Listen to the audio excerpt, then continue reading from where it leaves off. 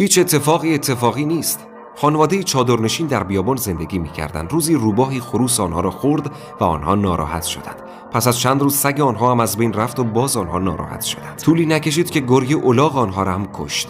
مرد از ناراحتی به آسمان رو کرد و گفت خدایا من آزاری به هیچ کس تا به الان نرساندم. برای چه اموال نگهبانی و سواری مرا گرفتی؟ فردای آن روز مرد از خواب بلند شد و دید همه چادرنشینان اطراف او اموالشان به غارت رفته و خودشان نیز اسیر شدند و فقط او و خانواده‌اش در آن بیابان سالم ماندند. پیرمردی نحیف که او را اسیر نکرده بودند به آن مرد گفت راز این اتفاق این است که چادرنشینان دیگر در سیاهی شب به واسطه سر و صدای خروس و سگ و الاغ‌هایشان شناخته شدند و اسیر گشتند. پس خیر تو در هلاک شدن حیوانات تو بود. خداوند در سوره بقره می‌فرماید چه بسا چیزی را شما خوش نداشته باشید ولی خیر شما در آن است و چه بسا چیزی را دوست داشته باشید ولی شر شما در آن است و خدا می‌داند ولی شما نمی‌دانید.